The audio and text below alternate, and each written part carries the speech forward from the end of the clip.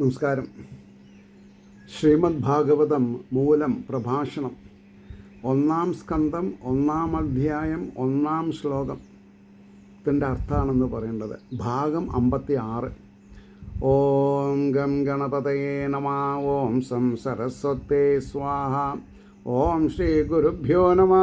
ഓം ശ്രീ രംഗനാഥ ശർമ്മണേ നമഃ. നാരായണ നാരായണ നാരായണ നാരായണ നാരായണ നാരായണ നാരായണ നാരായണ നാരായണ നാരായണ നാരായണ. ഓം ശ്രീകൃഷ്ണാർപ്പണമസ്തു. ഓം ശ്രീകൃഷ്ണായ പരബ്രഹ്മണേ നമഃ. ഓം ശ്രീകൃഷ്ണായ പരബ്രഹ്മണേ നമഃ. ഹരേ രാമ രാമ രാമ ഹരേ ഹരേ, ഹരേ കൃഷ്ണ കൃഷ്ണ കൃഷ്ണ ഹരേ ഹരേ. ശ്രീമദ് ഭാഗവതം മൂലം ഭാഗം 56. ഇന്ന് 3-ാമത്തെ ദിവസത്തെയാണ് നമ്മൾ 1-ാമത്തെ ശ്ലോകത്തിൻ്റെ അർത്ഥം പറയണത്. കഴിഞ്ഞ എപ്പിസോഡിൽ പറഞ്ഞു നിർത്തി ബ്രഹ്മാവിന് വേദം നൽകിയത് ലോകത്തിൽ ഗുരു ശിഷ്യന് നൽകുന്ന സമ്പ്രദായത്തിലല്ല, പിന്നെയോ സങ്കല്പശക്തിയിലാണ് സർവേശ്വരൻ ബ്രഹ്മാവിനെ വേദജ്ഞനാക്കിയതെന്ന് ധരിപ്പിപ്പാനാണ് ഹൃദ എന്ന പദപ്രയോഗം 1-ാമത്തെ ശ്ലോകത്തിൽ. അപ്പോൾ ഭഗവാൻ സങ്കല്പിച്ചാൽ ഇന്ന ആൾ നന്നാവട്ടെ എന്ന് പറഞ്ഞാൽ ഇന്ന ആൾ നന്നായി. അതിൻ്റെ സൂത്രം അദ്ദേഹത്തിന് കയ്യിലാണ്. അതായത് ഈ പാവയെ കളിപ്പിക്കുന്ന ആൾ പാവയിൽ ബന്ധിക്കപ്പെട്ട നൂല് അത് കാണില്ല നമ്മൾ, പക്ഷെ പാവ കളിക്കുന്നത് കാണാം. അതേപോലെയാണ് ഗുരുശിഷ്യ സമ്പ്രദായത്തിലല്ല, അത് സങ്കല്പശക്തി കൊണ്ടാണ്. അപ്പോൾ അതിന് നമ്മൾ മലയാളത്തിൽ പടുമുള മുളയ്ക്കുക എന്ന് പറയും. അത് അതിൻ്റെ ഒരു നെഗറ്റിവിറ്റി ആണോ ചോദിച്ചാൽ ആണ്, അല്ലെങ്കിൽ അല്ല. എന്താ അങ്ങനെ പറയാൻ കാരണം? ഇപ്പോൾ നമ്മൾ ഒരു മത്തൻ കുത്തിയിട്ടു വിചാരിക്കുക, അത് ചിലപ്പോൾ മുളച്ചു എന്ന് വരും, പൂവിട്ടു എന്ന് വരും, കായ പിടിച്ചു എന്ന് വരില്ല. പക്ഷെ വെറുതെ മത്തൻ്റെ വിത്ത് മത്തൻ നുറുക്കി പുറത്തേക്ക് വലിച്ചെറിഞ്ഞു വിചാരിക്കുക, ആ വലിച്ചെറിഞ്ഞ വിത്തിൽ നിന്ന് ഏതെങ്കിലും ഒന്ന് കിളിർത്ത് വലുതായി എടുത്താൽ പൊന്താത്തത്ര മത്തൻ തരും. അതിനാണ് സങ്കല്പശക്തി എന്ന് പറയുക. അപ്പോൾ ആധ്യാത്മികമായിട്ടുള്ള വിവരമില്ലാത്തവരെന്ത് ചെയ്യും? പടുമുള മുളച്ചത് പരമക്ഷമുണ്ടോ? അപ്പോൾ എല്ലാറ്റിൻ്റെയും എന്താണ് പറയുക, ഗരിമ എന്തിലാ നമ്മൾ മനസ്സിലാക്കണേലാണ്. നമ്മൾ തമാശയിൽ കൂടെയാണോ മനസ്സിലാക്കണത്? നമ്മൾ സീരിയസ് അല്ല കളിയാക്കിയിട്ടാണോ മനസ്സിലാക്കണത്? അല്ല സീരിയസ് ആയിട്ടാണോ മനസ്സിലാക്കണത്? അതിനൊക്കെ ഫലമുണ്ട്. പക്ഷെ ഭഗവാൻ കുറച്ച് കൺസെഷൻ തന്നിട്ടുണ്ട്. നിങ്ങൾ എന്നെ തമാശ രൂപത്തിലും കളിയാക്കിയിട്ടെങ്കിലും എൻ്റെ പേര് ഉച്ചരിച്ചാൽ അതിനുള്ള ഗുണം ഞാൻ നിങ്ങൾക്ക് തരുമെന്ന് പറഞ്ഞിട്ടുണ്ട്. അപ്പോൾ എത്ര വലിയ മഹാശയനാണ് ഈശ്വരൻ എന്നുള്ളത് നമ്മൾ ശ്രദ്ധിക്കണം. അത് കഴിഞ്ഞിട്ട് പറഞ്ഞു ഈശ്വരൻ സർവജ്ഞൻ തന്നെ എന്ന് സമ്മതിക്കാം. ആ ജ്ഞാനം ഈശ്വരനാരിൽ നിന്നുണ്ടായി എന്ന ശങ്കയ്ക്ക് സമാധാനം സ്വരാട്. എന്താ സ്വരാട് എന്ന വിശേഷണം നൽകുന്നു? സ്വരാട് എന്ന് പറയണമെങ്കിൽ സർവേശ്വരൻ തന്നെ അർത്ഥം. അപ്പോൾ സ്വതസിദ്ധമായ ജ്ഞാനം തന്നെ ഈശ്വരൻ്റെ സ്വരൂപം എന്നർത്ഥം. ഇത് നമ്മൾ പ്രത്യേകം ശ്രദ്ധിക്കണം. സ്വതസിദ്ധമായ ജ്ഞാനം തന്നെ ഈശ്വരൻ്റെ സ്വരൂപം. അത് ഗുരുവായൂരമ്പലത്തിൽ പറയണ കൂട്ടത്തിലുള്ള അല്ല, ഇല്ലേ? ഇന്ന് ഉച്ചപൂജയ്ക്ക് ഭഗവാനെ കമനീയമായി അനുഗ്രഹിച്ചു ഒക്കെ ശരിയാണ്, പക്ഷേ വേദാന്തത്തിൽ അത് ശരിയല്ല. എന്താ അങ്ങനെ പറയാൻ കാരണം? ഈശ്വരൻ എന്ന് പറഞ്ഞാൽ സ്വതസിദ്ധമായ ജ്ഞാനം തന്നെ ഈശ്വരൻ്റെ സ്വരൂപം എന്നർത്ഥം.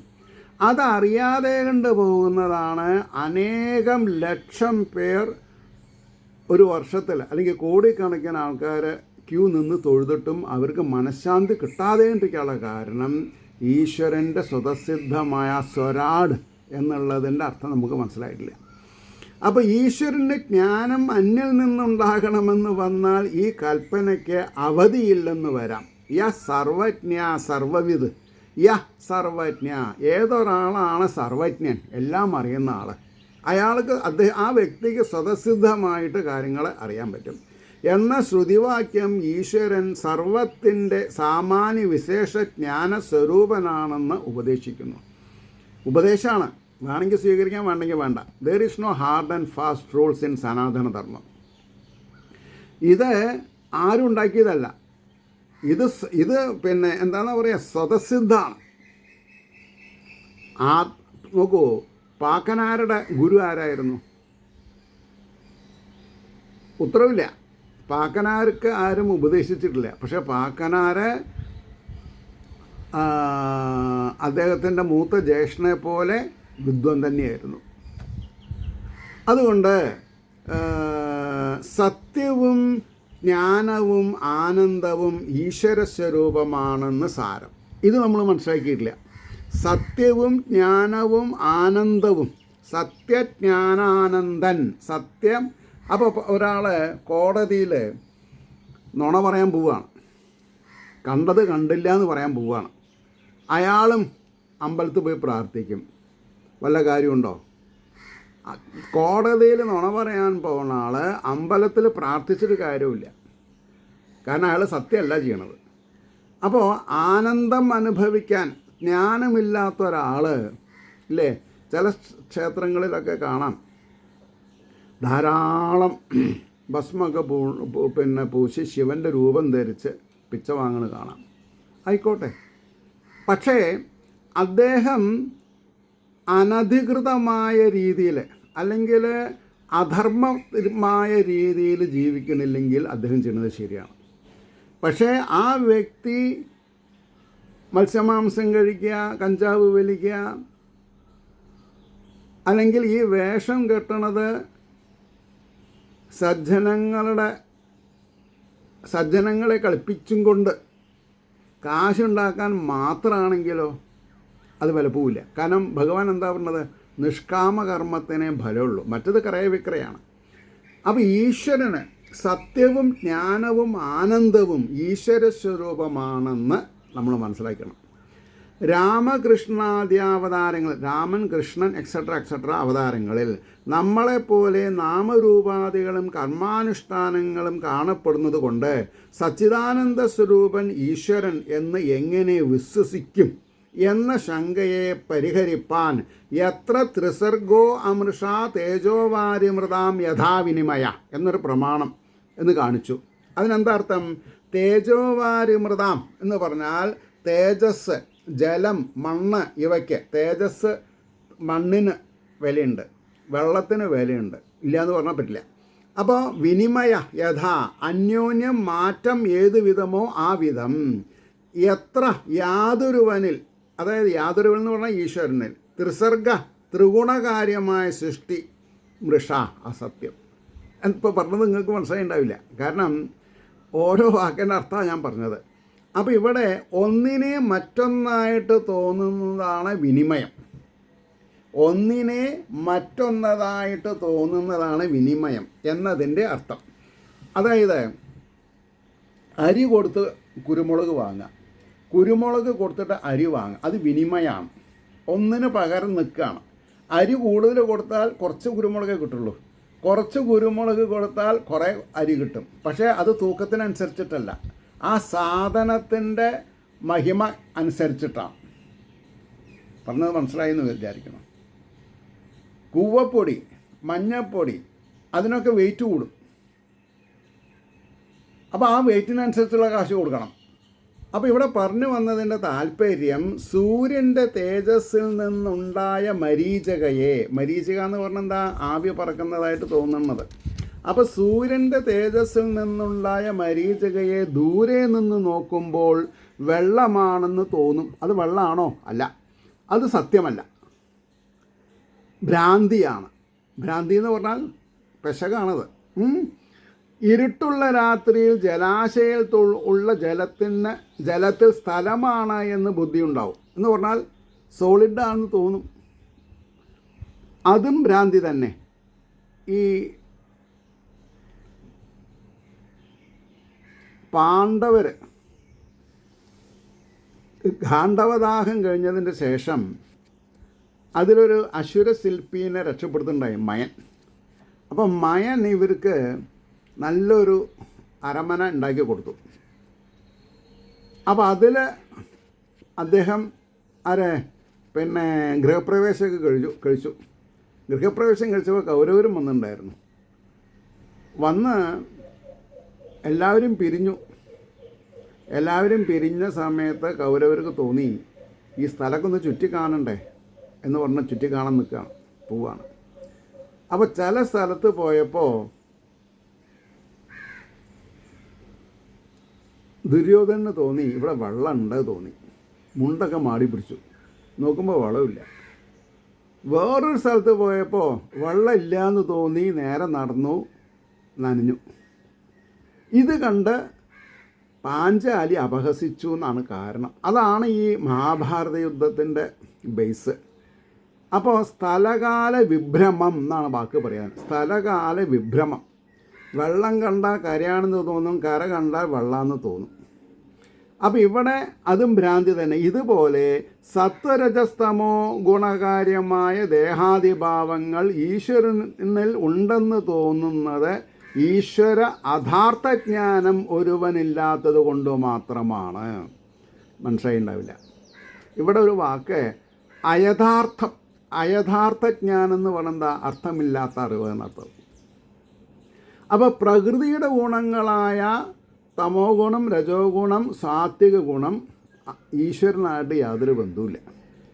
ഈശ്വരൻ പ്രകൃതിയെ നിയന്ത്രിക്കുന്നു, നിയമിക്കുന്നു. പ്രകൃതിയുടെ ഗുണങ്ങളല്ല ഈശ്വരൻ.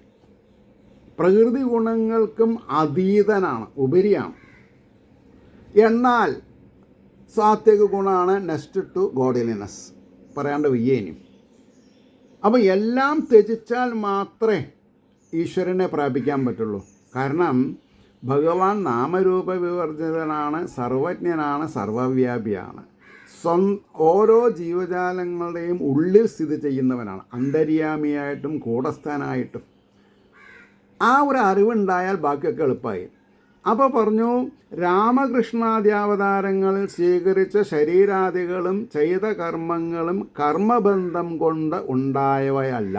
ഇത് നമ്മൾ മനസ്സിലാക്കിയിട്ടില്ല. രാമകൃഷ്ണന്മാർ, രാമനും കൃഷ്ണനും ശ്രീകൃഷ്ണാവതാരത്തിൽ അല്ലെങ്കിൽ ശ്രീരാമാവതാരത്തിൽ എന്തൊക്കെ കാര്യങ്ങൾ ചെയ്തു, അതൊന്നും കർമ്മഫലം കൊണ്ടുണ്ടാക്കിയതല്ല. നേരെ മറിച്ച് ഞാനും നിങ്ങളും അനുഭവിക്കുന്നതോ പൂർവ്വജന്മാന്തര കർമ്മഫലം കൊണ്ടുണ്ടായിട്ടുള്ളതാണ്. അവിടെയാണ് വ്യത്യാസം. അപ്പോൾ കർമ്മഫലം കൊണ്ട് ഉണ്ടാവാത്ത രാമലക്ഷ്മണന്മാരെ കർമ്മഫലം കൊണ്ട് ഉണ്ടാവുന്ന ഫലം അനുഭവിക്കുന്ന നമ്മൾക്ക് മനസ്സിലാക്കണമെന്നുണ്ടെങ്കിൽ ഈശ്വരാനുഗ്രഹം തന്നെ വേണം.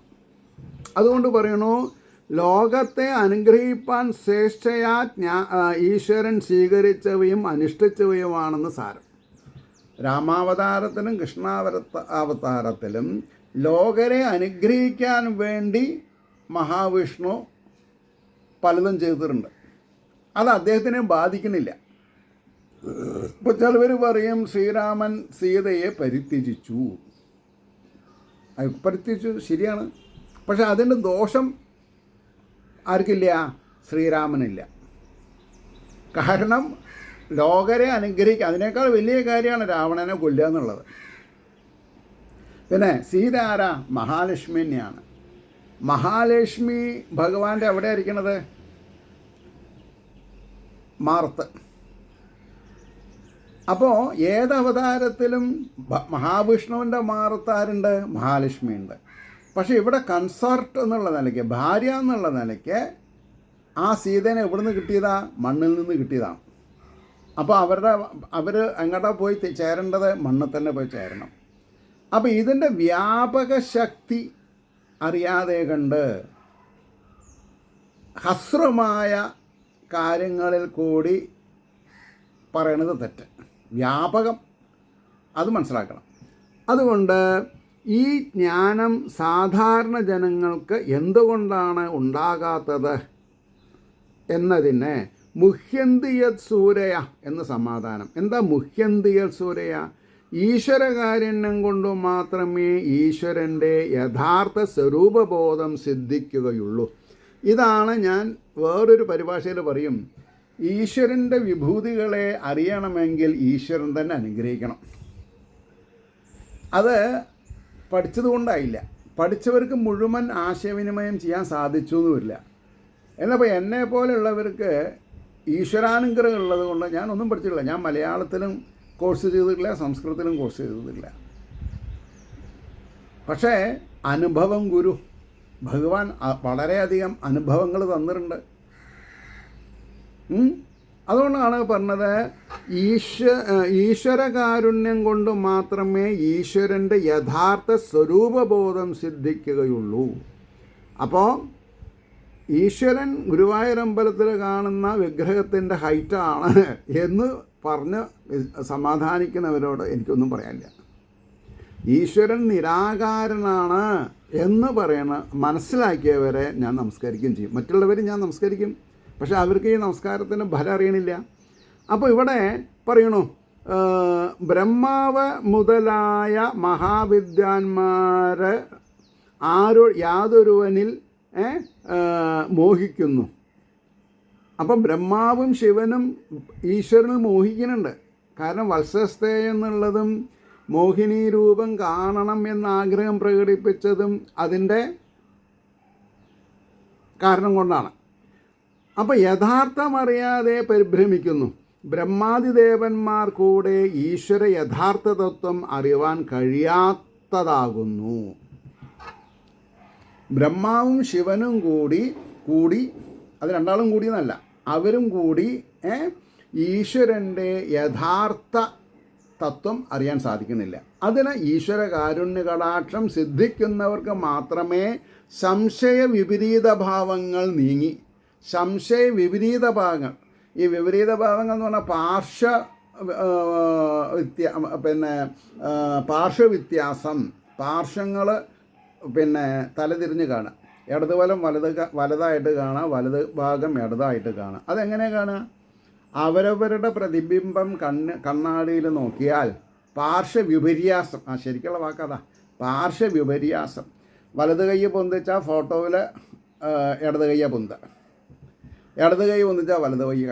എന്നാൽ കണ്ണാടി നോക്കണ്ട, കണ്ണടയ്ക്കുക.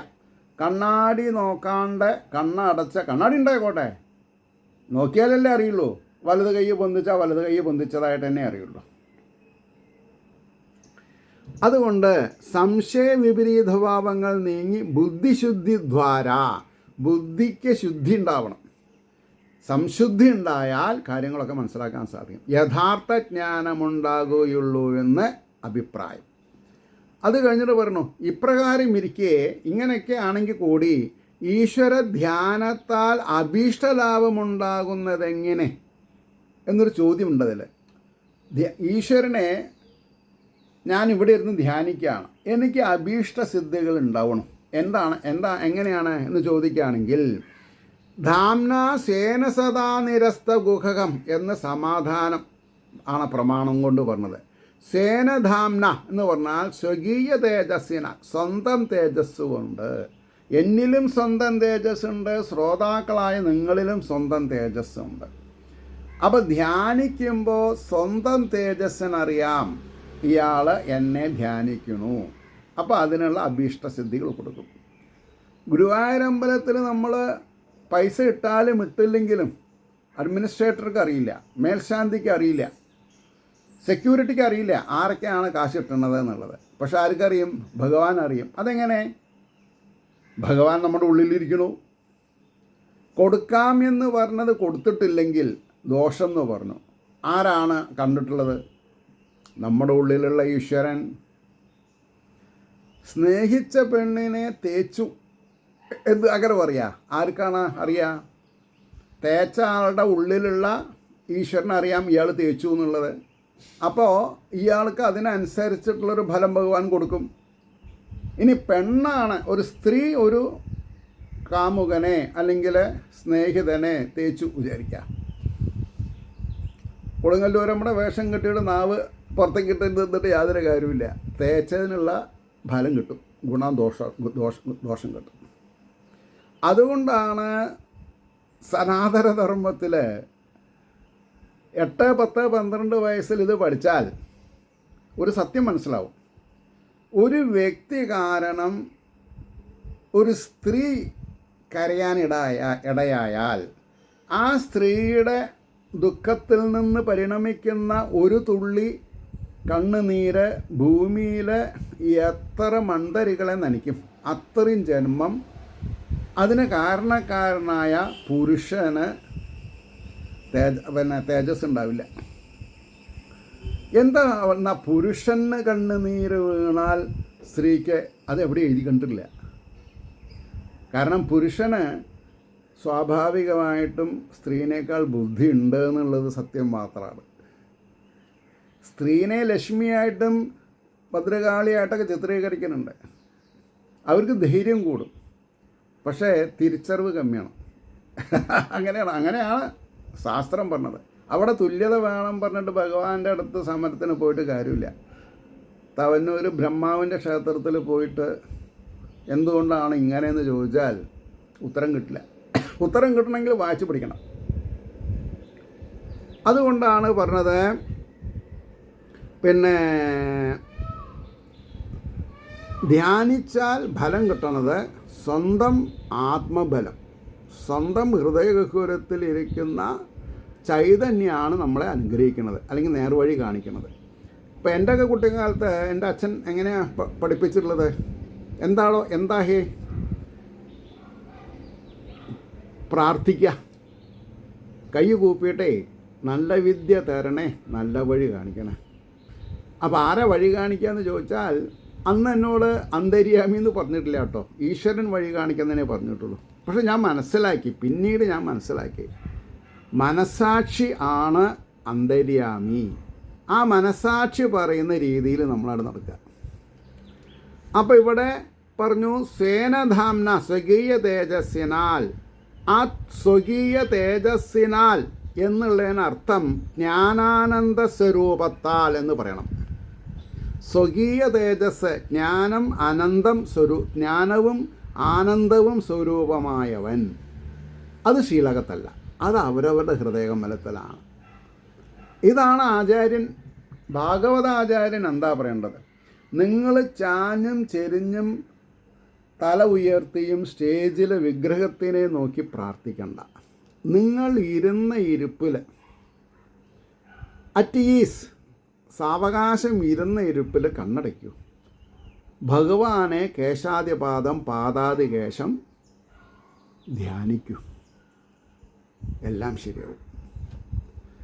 ഇതറിയണമെന്നുണ്ടെങ്കിൽ ആചാര്യൻ ഇത് പഠിച്ചിട്ടുണ്ടാവണം. പിന്നെയോ ദക്ഷിണഗ്രാഹികളായിട്ട് ആവരുത് അവിടെ ഇരിക്കണത്. അതിനാണ് അമേച്ചർഷിപ്പ് മതി എന്ന് പറയാൻ കാരണം. ഇതിനെ വിറ്റ് തിന്നരുത്, ഭാഗവതത്തിനെ വിറ്റ് തിന്നരുത്, എന്നെ ക്രയവിക്രയം ചെയ്യരുത്, എന്നെ വ്യഭിചരിക്കരുത് എന്ന് പറഞ്ഞു കഴിഞ്ഞു. എന്നിട്ട് നമ്മൾ എന്തുകൊണ്ടത് ചെയ്യണം? പണ്ടുള്ള ബ്രാഹ്മണർ മുഴുവൻ ദക്ഷിണയ്ക്ക് വേണ്ടിയിട്ടായിരുന്നില്ല. അതൊക്കെ ഒരു 19 വർഷത്തിൻ്റെ ശേഷമേ തുടങ്ങിയിട്ടുള്ളൂ. തനിക്ക് ചെയ്യാൻ ശാസ്ത്രികൾ, ഈ പിന്നെ ബ്രാഹ്മിൻസിൽ ശാസ്ത്രികൾ പണ്ടുണ്ട്. ശാസ്ത്രം പഠിച്ചവരെയാണ് ശാസ്ത്രികളെന്ന് പറയുക. അല്ലാണ്ട് ശാസ്ത്രികളുടെ ഭാര്യ പ്രസവിച്ചവരെ ശാസ്ത്രികളെന്ന് പറയില്ല. പറയോ? മൂത്താശാരിയുടെ മകൻ മൂത്താശാരി ആയിക്കൊള്ളണം എന്നില്ല. മൂത്താശാരിയുടെ ഭാര്യ പ്രസവിച്ച ആളെ മൂത്താശാരി എന്ന് വിളിക്കില്ല. കർമ്മം കൊണ്ട് ഗുണമുണ്ടെങ്കിൽ 14-15 വയസ്സുള്ളവന് മൂത്താശാരി എന്ന് വിളിക്കും. കാരണം എന്താ? സ്വകീയ തേജസ് കൊണ്ട് അവൻ അത്ഭുതങ്ങൾ സൃഷ്ടിക്കും. അപ്പോൾ സദാ എപ്പോഴും എന്നാണ്, സദാ എപ്പോഴും. നിരസ്തഗുഹം എന്ന് പറഞ്ഞാൽ നിരസിക്കപ്പെട്ട കാപ്പട്യത്തോടു കൂടിയവൻ. നിരസ്ത ഗുഹം. നമ്മൾ ആരായിരിക്കണം? കാപ്പട്യത്തെ സദാ നിരസിക്കുന്നവരായിരിക്കണം. നമ്മൾക്ക് ഓരോ മിനിറ്റിലും കാപ്പട്യത്തോടു കൂടി ചെയ്യാനുള്ള കഴിവുണ്ട്. പക്ഷേ കാപ്പട്യത്തെ തിരസ്കരിക്കാൻ സാധിക്കണം. ഇതിൻ്റെ സാരം ഭക്തിപൂർവ്വം ധ്യാനിക്കുന്നവരുടെ എന്നർത്ഥം പറയണം. എല്ലാവരും കണ്ണടച്ചാൽ ധ്യാനിക്കുന്ന ആൾക്കാരാ. ഉറങ്ങും ചിലവർ, കൂർക്കം വിളിക്കാൻ തുടങ്ങും. കണ്ണടച്ചാൽ അപ്പോൾ ധ്യാനിക്കാനിരുന്ന അപ്പോൾ ഉറക്കം വരും ചിലവർക്ക്. കാരണം എന്താ, സമയമായില്ല പോലും, സമയമായിട്ടില്ല അവർക്ക്, അത്രേ ഉള്ളൂ. അപ്പോൾ ധ്യാനിക്കുന്നവരുടെ ഹൃദയത്തിൽ ഈശ്വര സ്വരൂപമായ സച്ചിദാനന്ദ ഭാവം അനുഭവപ്പെടും. The feeling, the greatest feeling, ആനന്ദം. ശരീരമൊക്കെ അൽക്കാവുന്ന പറഞ്ഞത്. ഒന്നും തലയിൽ വെക്കാണ്ടിരുന്നാൽ മതി. മനസ്സിൽ ഭാരം ഇല്ലാതെ കണ്ടായാൽ ജീവിതം നന്നായി. ഉത്തരം താങ്ങുന്ന പല്ലി പോലെ. അതായത് റൂഫ്, നമ്മുടെ വീടിന് റൂഫുണ്ട്, ഉത്തരങ്ങളുണ്ട്, അത് കൂടെ ഗൗളികൾ പോവും. അപ്പോൾ ഗൗളികളുടെ വിചാരം ഞാനാണിത് താങ്ങി നിർത്തണത് എന്ന്. അത് നമ്മുടെ ഒരു ഭാവം കൊണ്ടാണ് പറഞ്ഞത്. പല്ലിക്ക് അങ്ങനെ ഇല്ല, അത് വേറെ കാര്യം. അപ്പോൾ ഹൃദയത്തിൽ ഈശ്വര സ്വരൂപമായ സച്ചിദാനന്ദം, അല്ലാണ്ട് നോക്കൂ, ഈ ഈശ്വരൻ്റെ രൂപം ഈ ഫോട്ടോയിലും വിഗ്രഹത്തിലും കാണുന്നതല്ല. ആർക്കാണ് ആത്മീയ അനുഭൂതി ഉണ്ടാവുന്നത്, ആർദ്രത വരുന്നത്? ആർദ്രതേനെ ഫോട്ടോ എടുക്കാൻ പറ്റുമോ? ആർദ്രതയുടെ ഫോട്ടോ പേരാണെങ്കിൽ, ആർദ്രത എന്ന് പേരാണെങ്കിൽ ഫോട്ടോ എടുക്കാം. ആർദ്രത എന്നുള്ളതൊരു ഗുണമാണെങ്കിൽ ഫോട്ടോ എടുക്കാൻ പറ്റില്ല. ഇതിപ്പോൾ ഭാഗവതത്തിൻ്റെ ഒന്നാമത്തെ പ്രഥമ സ്കന്ധത്തിലെ പ്രഥമ അധ്യായത്തിലെ ആദ്യത്തെ ശ്ലോകത്തിൻ്റെ അർത്ഥമാണ് ഇതൊക്കെ പറഞ്ഞത്. അപ്പോൾ ഇതിനെ നിങ്ങൾ വെറുതെ ഒരു ഭക്തിഗ്രന്ഥം എന്ന് പറയാൻ പറ്റുമോ? ഇതൊരു ശാസ്ത്രീയ ഗ്രന്ഥമാണ്, ശാസ്ത്രമാണിതിൽ. അപ്പോൾ ശാസ്ത്രികളെ എന്നുള്ള പേര് വരും. ശാസ്ത്രം പറയുന്നവൻ ശാസ്ത്രികളാണ്. താന്താ തമിഴ്നാട്ടുകാരനാ ചോദിച്ചാൽ ബുദ്ധിമുട്ടായി. ബ്രഹ്മശ്രീ എന്ന് വെച്ചിട്ടില്ലെങ്കിലും ശാസ്ത്രികളാവും. അതെങ്ങനെ? ശാസ്ത്രം പറഞ്ഞാൽ മതി. ശാസ്ത്രം അറിയണ ആൾക്കാരായണം. അത് പറയുമ്പോൾ തന്നെ നമുക്ക് മനസ്സിലാവാം ഇയാൾ മനസ്സ് തട്ടിയിട്ടാണോ പറഞ്ഞത് അല്ലേ എന്നുള്ളത്. പറയുന്ന ആൾക്ക് തോന്നിയാൽ മതി മനസ്സ് തട്ടിയിട്ടാണ് പറഞ്ഞത്. കേൾക്കുന്ന ആൾ ചിലപ്പോൾ കുബുദ്ധിയോട് കൂടിയിട്ടാണ് കേൾക്കണത് വിചാരിച്ചാൽ അദ്ദേഹത്തിന് മനസ്സിലായി എന്ന് വരില്ല. ഇപ്പോൾ ചിലവരുണ്ട് ഭാഗവത സപ്താഹം നടത്തുകയാണ്. ഭാഗവത സപ്താഹത്തിൻ്റെ നോട്ടീസ് ഗുരുവായൂർ തന്ത്രി തന്നെ റിലീസ് ചെയ്യണമെന്ന് എവിടെ എഴുതിയിട്ടില്ല. അത് നമ്മൾക്ക് അജ്ഞാനം കൊണ്ട് തോന്നുകയാണ് അങ്ങനെ ആയാൽ നന്നാവും എന്നുള്ളത്. അതിനേക്കാൾ അതാത് നാട്ടിലുള്ള ശുദ്ധ മനസ്സുള്ള നിർധനന്മാരുണ്ടാവും, അവരെ കൊണ്ട് ചെയ്യിക്കും, അതിനേക്കാൾ ഫലം കിട്ടും.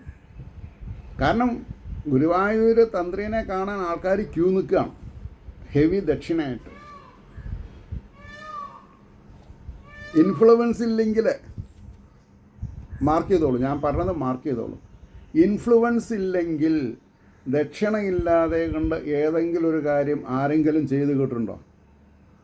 സാമാന്യമായിട്ട് ഇല്ല. എന്നപ്പോൾ ഞാൻ ദക്ഷിണ ഇല്ലാണ്ട് എന്തുകൊണ്ടാണതൊക്കെ ചെയ്യണത്? എൻ്റെ ഉള്ളിലെ സച്ചിദാനന്ദ സ്വരൂപം ഞാൻ അനുഭവിക്കണം, അത്രേ ഉള്ളൂ. അപ്പോൾ ഈശ്വര സ്വരൂപമായ സച്ചിദാനന്ദ ഭാവം അനുഭവപ്പെടും. അപ്പോൾ സത്യമെന്ന പോലെ തോന്നിയിരുന്ന ദേഹാത്മഭാവമാകുന്ന കപടം, അസത്യത്തെ സത്യമെന്ന് ധരിക്കുന്ന അജ്ഞത. ഇപ്പം എന്താ മനസ്സിലായത്?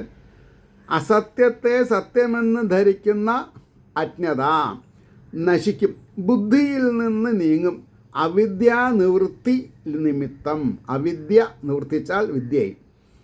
അപ്പോൾ ഇരുട്ട് നീങ്ങിയാൽ പദാർത്ഥങ്ങളെ ശരിക്കറിയുന്നത് പോലെ സച്ചിദാനന്ദ ഭാവത്തെ ഗ്രഹിപ്പാൻ ശരിയായ അർത്ഥം. അപ്പോൾ സച്ചിദാനന്ദ ഭാവത്തെ ധരിക്കുക എന്ന് പറഞ്ഞാൽ എന്താ അർത്ഥം? ശരിയായ അർത്ഥം ധരിപ്പാൻ എന്നാണ്. ബുദ്ധിക്ക് ശക്തി കിട്ടും. ബുദ്ധി എല്ലാവർക്കും ഉണ്ട്, അതിന് ശക്തി എങ്ങനെയാണ് കിട്ടുക? അല്ലേ?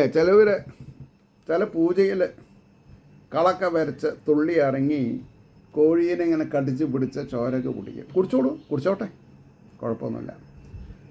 അദ്ദേഹം ഭദ്രകാളിയാവില്ല എന്നുള്ളത് ഉറപ്പാണ്.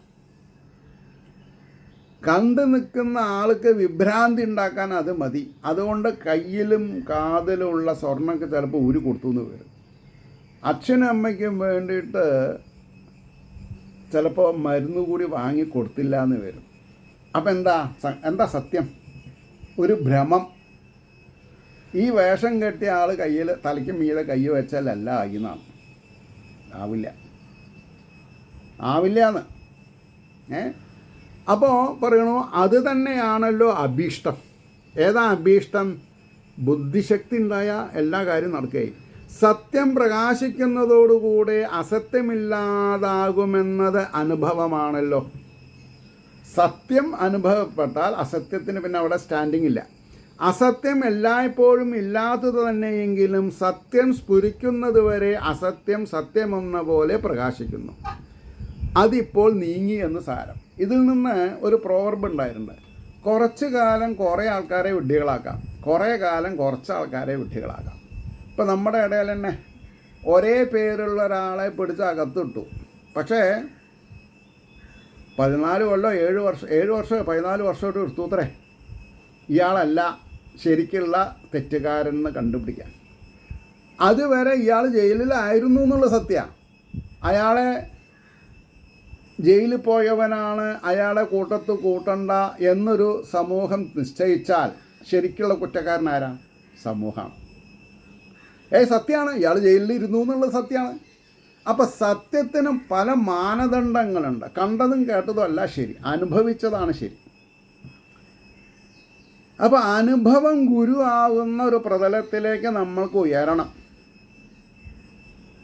അപ്പോൾ നാരായണീയം വായിച്ചിട്ട് എന്നെ വാതരോഗത്തിൽ നിന്ന് രക്ഷിക്കണമെന്ന് ഓരോ അധ്യായം കഴിഞ്ഞാലും നമ്മൾ പറയും നമുക്ക് വാതരോഗം ഉണ്ടോ? ഇല്ല. നേരെ മറിച്ച് ഭാഗവതത്തിൽ എന്താ ഓരോ അധ്യായം കഴിഞ്ഞാലും പറഞ്ഞത്? ഇത് വായിക്കുന്നവനും ഇത് കേൾക്കുന്നവനും മുമുക്ഷത്വം ഉണ്ടാവുന്ന, അത് എല്ലാവർക്കും ഉണ്ടാവില്ല എന്നുള്ളൊരു സത്യമാണെങ്കിലും വാതരോഗം ഇല്ല എന്നുള്ളത് ഉറപ്പാണ്. അപ്പോൾ നാരായണീയം വായിക്കണ്ടെന്ന് ഞാൻ പറഞ്ഞില്ല. അതിൻ്റെ ബാക്ക്ഗ്രൗണ്ട് നമ്മൾ മനസ്സിലാക്കണം. എന്താ ബാക്ക്ഗ്രൗണ്ട്? ഒരു 1450 കൊല്ലം മുമ്പ് ഒരു ബ്രാഹ്മണന്, അതോ ആ ബ്രാഹ്മണന് വൈകല്യങ്ങൾ ഉണ്ടായിട്ട് ഈ ഗുരുനാഥൻ തന്നെ, ഫാദറിനുള്ള ആയിട്ടുള്ള ഗുരുനാഥൻ തന്നെയാണ് ഇങ്ങനൊരു മനുഷ്യജന്മം വേസ്റ്റാക്കണ്ടല്ലോ എന്നൊക്കെ പറഞ്ഞു ഇൻഡയറക്റ്റായിട്ട്. അത് കേട്ടിട്ടാണ് അദ്ദേഹത്തിന് ഒരു ട്വിസ്റ്റ് ഉണ്ടായത്. അപ്പോൾ ഞാൻ പറഞ്ഞതിൻ്റെ ഉദ്ദേശം, ഭാഗവതം പഠിക്കുന്ന ഗുണം നാരായണീയത്തിലുണ്ടാവില്ല. അത് കുറേ പ്രചാരം കിട്ടി, ആയിക്കോട്ടെ, അതുതന്നെ എനിക്ക് സന്തോഷമുള്ളൂ. പക്ഷെ ഇവിടെ എന്താ പറഞ്ഞത്? ജഗത്തിന് കാരണമാണ് ഭഗവാൻ എന്ന് പറഞ്ഞതിന് ആനന്ദമാണ് ഭഗവത് സ്വരൂപം എന്ന് കിട്ടുന്നു. ജഗത്ത് എന്ന് പറഞ്ഞിട്ടുണ്ടെങ്കിൽ ജഗത്തിന് കാരണം ഭഗവാൻ എന്ന് പറഞ്ഞതിൽ നിന്ന് ആനന്ദമാണ് ഭഗവത് സ്വരൂപം എന്ന് കിട്ടുന്നു. ആനന്ദാധ്യേവ ഗല്യമാനി ഭൂതാനി ജായന്തേ എന്നാണ് ശ്രുതി പ്രമാണം. ഈ കാണപ്പെടുന്ന ഭൂതങ്ങൾ ആനന്ദത്തിൽ നിന്നാണല്ലോ ജനിക്കുന്നത് എന്ന് ശ്രുതി അർത്ഥം. അത് മനസ്സിലായോ നിങ്ങൾക്ക്? ഇല്ല. ഒരു പുരുഷനും സ്ത്രീയും കൂടി സംയോഗം ചെയ്യുമ്പോൾ എല്ലായ്പ്പോഴും ഭൂതങ്ങൾ ഉണ്ടാവുന്നുണ്ടോ? ഇല്ല. അതെല്ലാവർക്കും അറിയാം. അപ്പോൾ ഒരു ഭൂതം വേണം എന്ന് നമ്മൾ വിചാരിക്കണത് സന്തോഷിച്ചുകൊണ്ടാണ്. അതുകൊണ്ട് നമുക്ക് നമ്മുടെ സഹശയനത്തിൽ നിന്ന്, ഭാര്യയിൽ നിന്നുണ്ടാകുന്ന കുട്ടി, അങ്ങനെ വേണമല്ലോ പറയാം, പുരുഷന് സ്വാതന്ത്ര്യം ഉണ്ടെന്നാണ് പറഞ്ഞത്. അല്ലെങ്കിൽ അബദ്ധ സഞ്ചാരത്തിൽ സഹശയനം നടക്കുന്നുണ്ട്, അത് എൻ്റെ കുട്ടിയാന്ന് നമ്മൾ പറയുന്നുണ്ടോ? ഇല്ല. അപ്പോൾ നമ്മളൊരു സോഷ്യൽ അനിമലാണ്. ആ സോഷ്യൽ അനിമൽ എന്താ? സത്യത്തിന് പല മൂടുപടങ്ങൾ നമ്മൾ ധരിക്കണമെന്നർത്ഥം. അപ്പോൾ എന്തായാലും ഭൂതങ്ങൾ ആനന്ദത്തിൽ നിന്നാണ് ജനിക്കണത് എന്നുള്ളത് നിങ്ങൾ മനസ്സിലാക്കിയാൽ മതി എന്ന് ശ്രുതിയുടെ അർത്ഥം അതാണ്. അപ്പോൾ സ്വരാട് എന്ന വിശേഷണത്താൽ സ്വയമേവ വിളങ്ങുന്ന ചിത്താണ് ഭഗവത് സ്വരൂപം എന്ന് മനസ്സിലാക്കണം. സ്വരാട്, വിരാട്, ഭഗവാന്റെ വിരാട് സ്വരൂപം, അതന്നെയാണ് സ്വരാട്. സ്വരാട് എന്ന വിശേഷണത്താൽ സ്വയമേവ വിളങ്ങുന്ന ചിത്തം. അർത്ഥേഷു അന്വയാത് പ്രമാണം എന്നതിൽ നിന്ന് വിഭുത്വം സർവവ്യാപകത്വം സിദ്ധിച്ചു. വിശേഷണം സ്പഷ്ടമായിട്ട് കൊടുക്കുകയും ചെയ്തു. ഇങ്ങനെ സച്ചിദാനന്ദ വിഗ്രഹൻ പരമേശ്വരൻ എന്ന് സാധിച്ചു. സച്ചിദാനന്ദ വിഗ്രഹൻ, സത്ത് ചിത്ത് ആനന്ദൻ ആണ് പരമേശ്വരൻ. അപ്പോൾ ഓം ഹരിഹരസുതനാനന്ദ ചിത്തനയ്യനയ്യപ്പ സ്വാമിയേ ശരണമയ്യപ്പ എന്ന് വിളിച്ചാൽ ഹരിയും ഹരനും അവിടെ നിൽക്കട്ടെ. സച്ചിദാനന്ദൻ എവിടെ? സത്ത് എവിടെ ഇരിക്കണത്? നമ്മുടെ ശരീരത്തിൽ സത്ത് എവിടെ ഇരിക്കണത്? ജീവനിലാണ് ഇരിക്കുന്നത് അല്ലേ? ഇത് മനസ്സിലാക്കിയാൽ എത്ര സിമ്പിളാണ്. നമ്മുടെ നാട്ടിലെ ഗുരുസ്വാമിമാരെ നമ്മൾക്ക് പുല്ലാണ്. ആ ആ വൃശ്ചിക മാസത്തിൽ മാത്രമേ ഗുരുസ്വാമീനെ നമ്മൾ മനസ്സിലാക്കുന്നുള്ളൂ. അതിന് ഗുരുസ്വാമി ബോധമില്ലാത്ത ആളാണെങ്കിൽ നമ്മൾ എന്ത് ചെയ്യാൻ പറ്റും? പക്ഷേ യജ്ഞാചാര്യൻ ബ്രഹ്മശ്രീ സോയൻസോ സോയൻസോ എന്ന് പറയുമ്പോൾ, ഇപ്പോൾ ചില അമ്പലത്തിലുണ്ട് യജ്ഞാചാര്യൻ പോകുമ്പോൾ സ്ത്രീകൾ പിന്നാലെ നടന്ന് കരയും. അതൊരു ഇമോഷനല്ല, ഭഗവാനോടല്ല ഇമോഷൻ, ആചാര്യനോടാണ്. ആചാര്യൻ എന്ന് പറഞ്ഞാ ആചാരമുള്ളവനാണ് ആചാര്യൻ. അച്ഛനും അമ്മയും കഴിഞ്ഞിട്ടേ ഒരു ആചാരനുള്ളൂ. അവരെ നമുക്ക് വിലയില്ല. ആചാര്യന് വലിയ വിലയാണ്. ആചാര്യന് പൂർണ്ണകുംഭം പിടിക്കാൻ ആൾക്കാർ തിരക്കാണ്. ആചാരനെ കാല് കഴിക്കാൻ, ആചാരനെ പൂമാല ഇടാൻ, അച്ഛൻ്റെ കീറിയ ബനിയനൊന്ന് കുത്തി തിരുമ്പിയ ഒരു പുതിയൊരു ബനിയനോ വാങ്ങിക്കൊടുക്കാൻ നമ്മളെ കൊണ്ട് സാധിക്കണില്ല. അല്ലെങ്കിൽ അച്ഛൻ്റെ കാലിലത്തെ നഖമൊക്കെ വളഞ്ഞു, അദ്ദേഹത്തിന് കൈ കുറച്ചിട്ട് അത് അറുത്ത് കളയാൻ സാധിക്കുന്നില്ല. വേണ്ട, അച്ഛൻ്റെ ഐ ആം സോ സോറി. അപ്പോൾ ഇവിടെ പറഞ്ഞു വന്നതിൻ്റെ താല്പര്യം, സച്ചിദാനന്ദ വിഗ്രഹൻ പരമേശ്വരൻ എന്ന് സാധിച്ചു. ധീമഹി എന്ന ഗായത്രിയിൽ ഉള്ള പദത്തെ, ഈ ധീമഹി ഗായത്രിയിലുള്ള പദമാണ് ഉപയോഗിച്ചത് ഭാഗവതത്തിന് വേദസാമ്യമുണ്ടെന്ന് കാണിപ്പാനാണ്. എന്ന് പറഞ്ഞാൽ വേദങ്ങളുടെ അർത്ഥം തന്നെയാണ് ഭാഗവതത്തിൽ എന്നുള്ളത്. വേദം വേറെ, പുരാണം സില്ലി. ഈ നാരായണീയ കർത്താവിന് അങ്ങനെ ഒരു അബദ്ധം പറ്റി. പൂന്താനത്തിൻ്റെ ഭാഷ ജ്ഞാനപ്പാന ഒന്ന് തെറ്റ് തീർത്തണം പറഞ്ഞപ്പോൾ വല്ല സ്കൂൾ മാഷന്മാരെ നോക്കിക്കോളൂന്നാണ് പറഞ്ഞത്. ഞാൻ സംസ്കൃത പണ്ഡിതനാണ് എന്ന് ഒരു അഹങ്കാരം അദ്ദേഹത്തിനുണ്ടായിരുന്നു. സംഗതി ഗുരുനാഥൻ്റെ സൂക്കടൊക്കെ മാറ്റിക്കൊടുത്തു, കാര്യമൊക്കെ ശരി. അപ്പോൾ ഭഗവാൻ തന്നെ പറഞ്ഞു, എന്താ പറഞ്ഞത്? അങ്ങയുടെ വിഭക്തിയേക്കാൾ എനിക്ക് പൂന്താനത്തിൻ്റെ ഭക്തിയാണ്. അത് എല്ലാവരും പറയില്ല. കാരണം എന്താ? പൂണൂലുള്ള ആചാര്യന്മാരത് പറയില്ല. കാരണം അവർ ദാരിദ്ര്യം അനുഭവിക്കുന്ന പൂന്താനത്തിനോട് അവർക്ക് താല്പര്യമില്ല. ഭട്ടതിരി കേമൻ.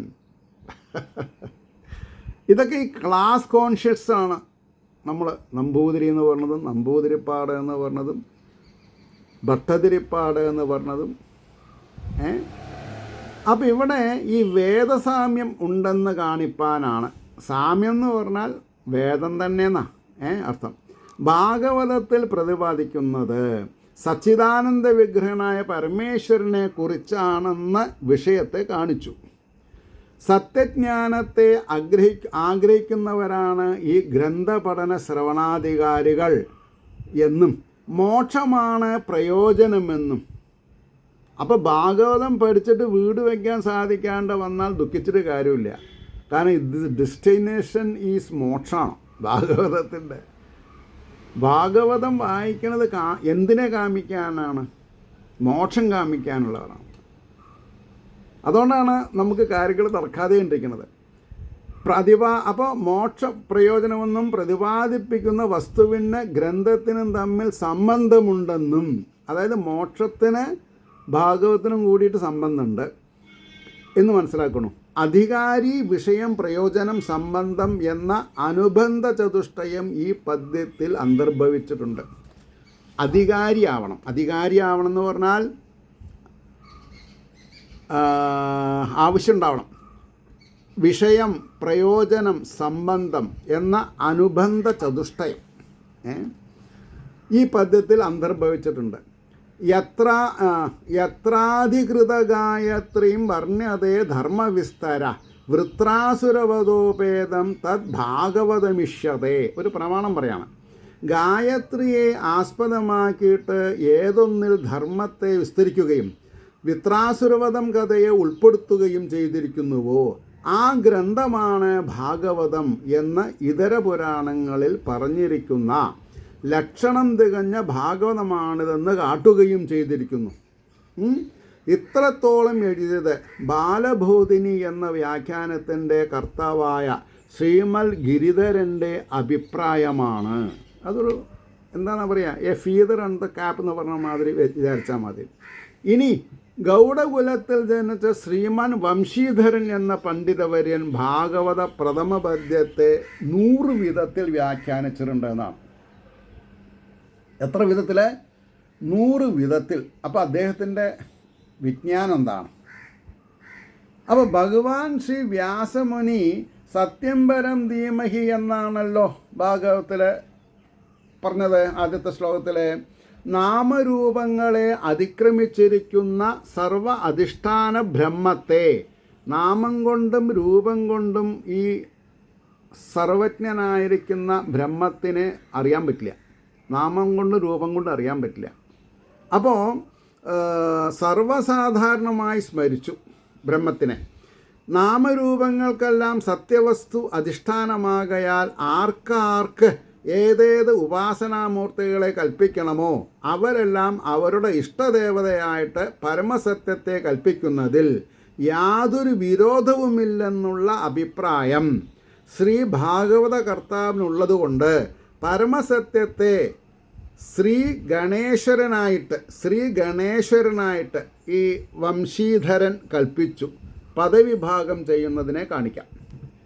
എന്താ പിന്നെ എന്താണെന്ന് പറയുക, ശ്രീ ഗണേശ്വരനായിട്ട് എന്ന് പറഞ്ഞ അർത്ഥം കാണും. ഗണേശൻ എന്ന് പറഞ്ഞാരാ? ഗണങ്ങൾ ഉള്ളവൻ, കൂട്ടമായിട്ടുള്ള ആഗ്രഹമുള്ളവൻ. അതൊക്കെ അദ്ദേഹം ഈ ഗണേശൻ്റെ ശാസ്ത്രീയമായിട്ടുള്ള ശരീരപ്രകൃതി നമ്മളൊന്ന് മനസ്സിലാക്കണം. വയറ് കുംഭം പോലെയാണ്. കുംഭം എന്ന് പറഞ്ഞാൽ കുംഭകം എന്നർത്ഥം പറയണം. കുംഭകം എന്നുള്ളത് എന്തിൻ്റെ ഭാഗമാണ്? കുംഭകം എന്നുള്ളത് പൂരകം, കുംഭകം, രേചകം. വായുവിൻ്റെ അടിസ്ഥാനം കുംഭകത്തിലാണ്.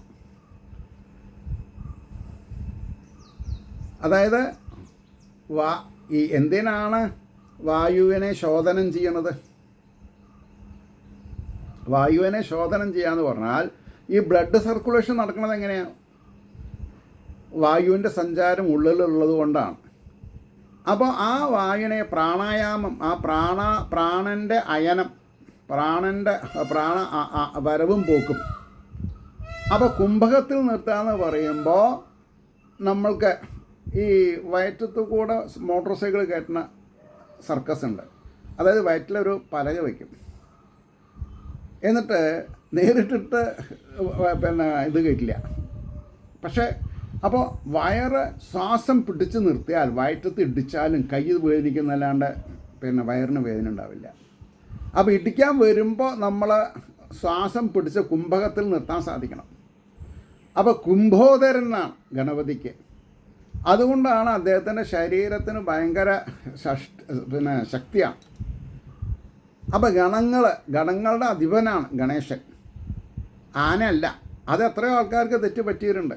തെറ്റുപറ്റിയത് കൊണ്ടാണ് ഈ പ്രത്യക്ഷ ഗണപതിയോമം. കാരണം ഒരു 50 വർഷത്തിന് ശേഷമേ ഇത് പ്രത്യക്ഷ ഗണപതിയോമം തുടങ്ങിയിട്ടുള്ളൂ. അതല്ല എന്ന് പറഞ്ഞാൽ ഞാൻ സമ്മതിക്കില്ല. ഞാൻ സമ്മതിച്ചില്ലെങ്കിൽ നിങ്ങൾക്കൊരു കുഴപ്പമൊന്നുമില്ല. നിങ്ങൾ ഗണപതിയോമം നടത്തണോ, കാശ് വാങ്ങണോ, അത് വേറെ കാര്യം. പക്ഷേ കടലും കടലാടിയും കൂടെ വ്യത്യാസമുണ്ട് ഗണപതിക്കും ആനയ്ക്കും കൂടിയിട്ട്. എന്തോ ആവട്ടെ. അപ്പം ഇവിടെ ജന്മാദ്യസ്യത് അന്വയാത് ഇതരത ച അർത്ഥേഷു അഭിജ്ഞസ്വരാട് തേനേ ബ്രഹ്മഹൃദായ ആദികവയെ മുഹ്യന്തേൽ സൂരയ തേജോവാരിമൃതാം യഥാ വിനിമയ യത്ര ത്രിസർഗോ മൃഷാ ധാംനാ സേന സദാ നിരസ്തഗുഹം സത്യം പരം ധീമഹി. ഈ ശ്ലോകത്തിലെ അന്വയവും പദാർത്ഥവും പറഞ്ഞിട്ട് പറയേണ്ടത്, അതായത് യാതൊരുവനിൽ നിന്ന് കടാക്ഷ വൈഭവം ഹേതുവായിട്ട് ഇതരനിൽ നിന്ന്, അതായത് ഇവിടെ ഇതരൻ എന്ന് പറഞ്ഞാൽ വിഷ്ണു എന്നർത്ഥം, അറിവുള്ളവനായി ഭവിച്ച ദേവേന്ദ്രൻ അർത്ഥേഷു എന്ന് പറഞ്ഞാൽ പദാർത്ഥങ്ങളാൽ ആദ്യമായതിൻ്റെ, അതായത് ആദ്യമായതിൻ്റെ എന്ന് പറഞ്ഞാൽ അമൃതമഥനത്തിൽ നിന്നുണ്ടായ ആദ്യ പദാർത്ഥമായ അമൃതത്തിൻ്റെ പ്രാദുർഭാവത്തെ അനുയാനം ചെയ്തുവോ, അതായത് പ്രാപിച്ചുവോ എന്നർത്ഥം. അപ്പോൾ പറയുന്നു, അത് മാത്രമല്ല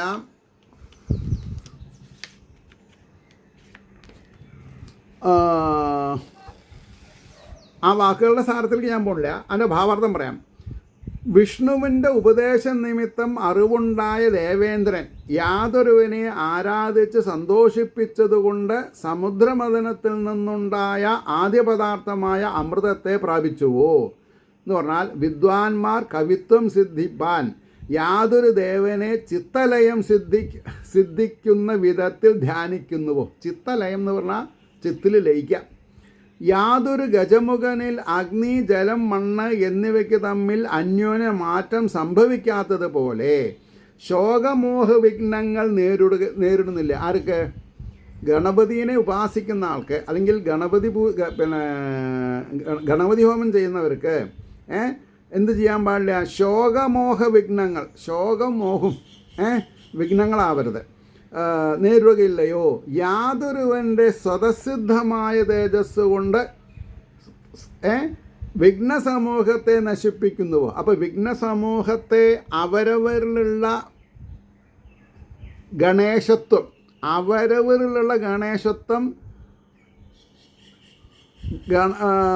ഗണപതി ഹോമം എന്നുള്ള മാധ്യമത്തു കൂടെ പോണു നാം.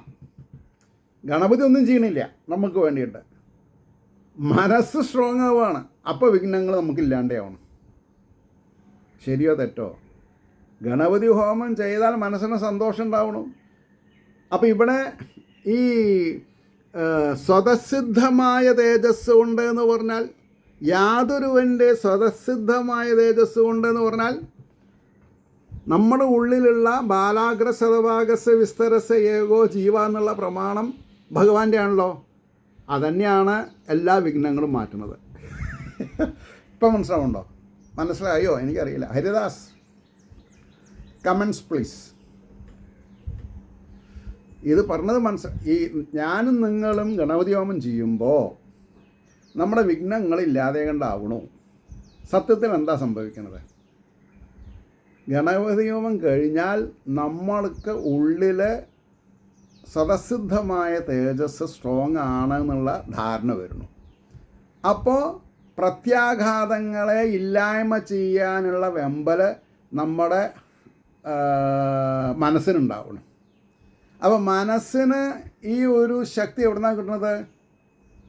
സ്വതേജസ്സിൽ നിന്ന്, സ്വന്തം തേജസ്സിൽ നിന്ന്.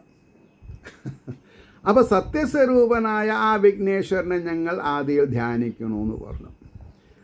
അപ്പോൾ പിന്നെ അതിൻ്റെ വിവരണം ഇവിടെ പറയുന്നുണ്ട്. എന്താ? കാര്യാരംഭേ ഗണേശസ്ഥ പൂജനീയ പ്രയത്നത. ഒരു കാര്യം പ്രാരംഭം ചെയ്യുമ്പോൾ ഗണേശനെ സ്മരിക്കാൻ പ്രയത്നിക്കണം.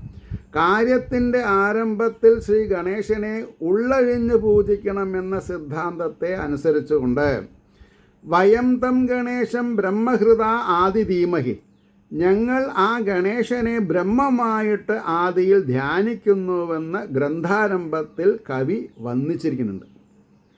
ഗണേശൻ ബ്രഹ്മരൂപനാണെന്ന് ഉറപ്പിക്കുന്നത് ശ്രുതി. ത്വം പ്രത്യക്ഷം ബ്രഹ്മാസി ത്വം ജ്ഞാനമയോ വിജ്ഞാനമയോസി സർവം ജഗതിദം ത്വത്തേ ജായതേ സർവം ജഗതിദം തത്വസ്തിഷ്ഠതി സർവം ജഗതിദം ത്വയ ലയമേഷ്യതി. അപ്പോൾ ഗണേശൻ ആരാണ്? ബ്രഹ്മസ്വരൂപനാണ്. അപ്പോൾ പറഞ്ഞു, നിന്തിരുവടി ജ്ഞാനവിജ്ഞാന രൂപനാകുന്നു. ആര്? ഗണേശൻ. ജ്ഞാനം എന്ന് മാത്രമല്ല, ജ്ഞാനം വിജ്ഞാനം. വിശേഷപ്പെട്ട അറിവ്. ഈ കാണപ്പെടുന്ന സർവ്വലോകവും നിന്തിരുവടിയിൽ നിന്നുണ്ടാകുന്നു. നിന്തിരുവടിയിൽ നിലകൊള്ളുന്നു, നിന്തിരുവടിയിൽ ലയിക്കുന്നു എന്നാണ് മുകളിൽ കാണിച്ച അഥർവ സ്ഥിരശ്രുതിവാക്യങ്ങളുടെ അർത്ഥം. ഇതിൽ നിന്ന് ഗണേശൻ ബ്രഹ്മസ്വരൂപനാണെന്നുള്ള സംഗതി ശ്രുതിസമ്മതമാകുന്നു. യഥസ്വരാട് അർത്ഥേഷു ആദ്യസ്യ ജന്മ അന്വയാത്. യാതൊരുവൻ്റെ കടാക്ഷം ഹേതുവായിട്ട് ദേവേന്ദ്രൻ അമൃതത്തെ പ്രാപിച്ചുവോ, ആ ഗണേശനെ ഞങ്ങൾ ധ്യാനിക്കുന്നുവെന്ന് പൂർവത്തോട് അന്വയിക്കണം. അമൃതമദന സമയത്തിൽ അമൃതം ആദ്യമായുണ്ടായ പദാർത്ഥമല്ല. കാമധേനു, കൽപ്പവൃക്ഷം മുതലായ പല വസ്തുക്കളും പുറപ്പെട്ടതിൻ്റെ ശേഷം അവസാനത്തിലാണ് അമൃതമുണ്ടായത്. എങ്കിലും എല്ലാ പദാർത്ഥങ്ങളുടെ ഉത്ഭവത്തിന് ആദ്യ കാരണം അമൃതമായതുകൊണ്ട് ആദ്യ പദാർത്ഥം എന്നതിന് അമൃതമെന്ന അർത്ഥം കൽപ്പിച്ചു. അപ്പോൾ വായിക്കുമ്പോൾ നമുക്ക് തോന്നും എന്താ പേര് രണ്ട് സ്ഥലത്ത് രണ്ട് പ്രകാരത്തിൽ പറഞ്ഞതെന്ന്. അപ്പോൾ ഗണേശനെ പൂജിക്കാതെ അമൃതമദനം ആരംഭിച്ചത് കൊണ്ടാണ് കടകോലായി ഉപയോഗപ്പെടുത്തിയ മന്ത്രപർവ്വതം താണുപോയത് എന്നും അതുകൊണ്ട് ശ്രീ വിഘ്നേശ്വര പൂജ നടത്തേണ്ടതാണെന്നും ശ്രീ വിഷ്ണു ഭഗവാൻ അരുളി ചെയ്തതനുസരിച്ച് ദേവേന്ദ്രൻ ഗണേശനെ പൂജിച്ച ശേഷമാണ് അമൃതം ലഭിച്ചതെന്നും പുരാണാന്തരങ്ങളിൽ കാണുന്നതിനെ ഇവിടെ എടുത്തു കാണിച്ച് പറഞ്ഞു എന്ന് മാത്രം. അവിടെ നിർത്താം. അപ്പോൾ അടുത്ത ഭാഗം 57, ആ 57 നമ്മൾക്ക് അടുത്ത പ്രാവശ്യം പറയാം. ഏവർക്കും ശ്രീഹരിയുടെ അനുഗ്രഹാശിസ്സുകൾ നിർലോഭം ഉണ്ടാവട്ടെ എന്ന് പ്രാർത്ഥിച്ചുകൊണ്ട് വാക്കുകൾ ചുരുക്കുന്നു. നമസ്കാരം. നാളെ കാണാം.